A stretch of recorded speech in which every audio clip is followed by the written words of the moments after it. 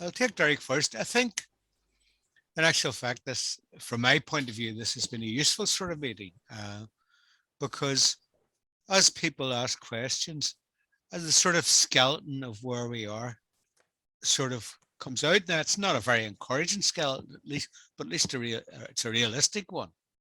Um, and actually, that's quite unusual in left meetings. You know, there's usually somebody laying down the law and everybody else keeping quiet. Now, I think what the skeleton, first of all, the main thing is that the idea that there would be a left government involving Sinn Fein seemed to have died to death in the first 5 minutes of this meeting. Even though it's the most popular idea around, nobody believes it for a moment, right? Now, what's emerging is the various obstacles. Now, there's an obstacle in the trade union movement, and one of the difficulties that people have is they get fixed stereotypes. So you say unions, and a lot of lefties think of back in the good old days, the miners' strike and that sort of thing. But in actual fact, the unions are almost non-existent in private industry. They're non-existent in tourism. They're non-existent in service by and large. And their main role is in public sector.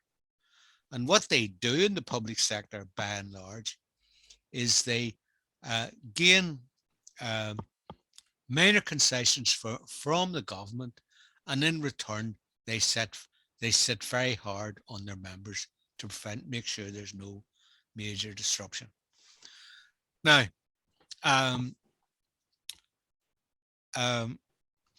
the thing about, I'm going to talk mainly about the left, the small socialist groups. The thing is that groups like People Before Profit have not increased their membership by any substantial amount since they went into Parliament. In fact, what it is because they're not really involved in street activity or anything like that, the quality of their members has declined quite sharply. On the other hand, each of their TDs and MPs gets in something like 60 or 70,000 in a salary, and they get another 60 or 70,000 in expenses, and they get accounts to employ 2 other party members to work for the party. So, in fact, People Before Profit, right at the minute, are totally dependent on being in government or being in Parliament and then holding on to their seats by any means possible. And the task of making sure that they get the biggest vote possible does not join on at any level to how do we fight the government, how do we oppose capitalism. Those questions are no longer asked. I think the question of the unions is the most complex question, because what's happening, where a few of us are agreeing that there are workers' conflicts starting to build up in various areas of the world. And the thing is, you can't go around the unions, or at least you won't be able to simply go around the unions. You have to go through the unions and around them. And that's just a very difficult task. You know, if you manage what's happening at the minute, there's quite intense struggles, but they stay inside the control of the unions. The most, if I can give you an example, the nurses' strike was very, very intense and had absolute public support. But the union executive on ICTU had agreed in advance that they would stay inside the payment deal with the government. And what that meant was that when they'd run the strike for long enough, they announced the deal, and the main element of the deal was that a cut in standard salary, which had been built into the austerity agreement it was never to be restored. So there was this pay cut for nurses, and although there were individual payments after the strike was over, there was no restoration of pay. That's out of the picture, as is the case for teachers and that sort of thing. And the nurses were 100, and that's what you find all over the place. When there's a strike, when it comes to a strike, the workers in Ireland are more or less 100%. The bus strike was something the same. In fact, in the bus strike, one of the most interesting point in the national bus strike, is the workers said, well, we don't want to just strike. We want to picket. We want to stop other workers going to work. We want to generalise the strike. And there was a row inside the union, and the union bureaucracy eventually said, okay, go ahead, in the expectation that they would annoy the public and they'd be able to convince the workers to stay on the straight and narrow. Instead, the other workers wouldn't pass the pickets, and the public says, well, we don't blame the bus workers. They're fighting for a decent.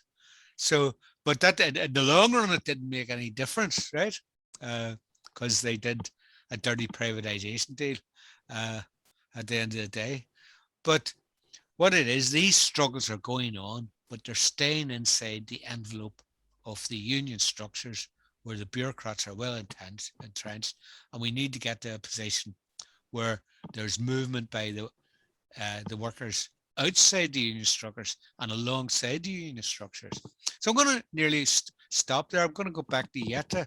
What I'm going to say is that Jette makes a very important point, and the important point is, I made a point during the meeting.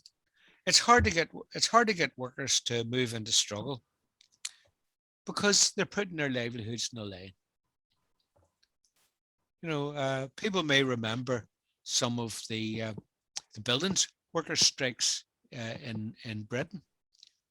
A lot of people that led them were blacklisted for life and couldn't get a job again in the building industry. So when you go out in those situations, you're not some young middle class student striking an attitude. You're somebody putting your future on the line and your family's future to a certain extent.